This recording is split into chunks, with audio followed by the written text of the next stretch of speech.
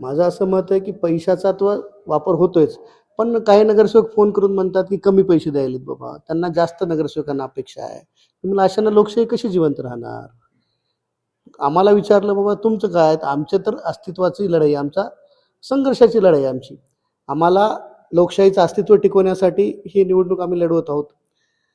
आमचा काही मुद्दाच नाही म्हणलं, आम्ही काही पैसे देऊ शकत नाही तुम्हाला. कारण आज बघितलं तर नांदेड शहरामधले महानगरपालिकेत आपण जाऊन बघा. सर्व महापालिका खाली झालेली आहे.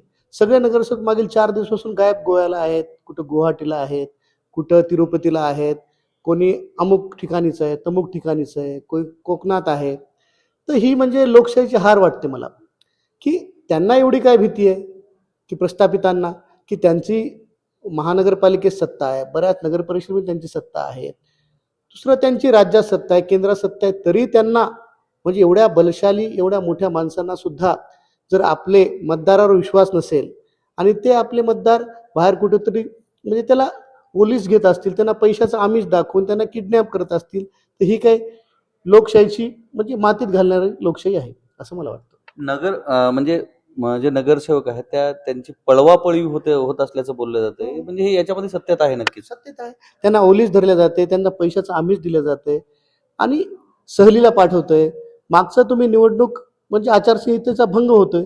कारण कुठं सहलीला नेणे, कोणाला ओलीस धरणे, कोणाला पैशाचं आमिष देणे, हा सुद्धा आचारसंहितेचा भंग आहे. पण आमच्या इथं आम्ही ऑब्झर्व्हरला आज भेटलो. आमच्या डॉक्टर माधवी मॅडमला भेटलो आम्ही. त्यांच्याशी चर्चा केली, की आपण हे आमचे मतदार जे सुजाण मतदार आहेत, आमचे सन्मान्य नगरसेवक, हे त्यांच्या आम्ही प्रचाराला जेव्हा जातो ते घरी सापडत नाहीत, महानगरपालिकेत येत नाहीत, नगर परिषदमध्ये नाहीत त्यांनी. ते गेले कुठं?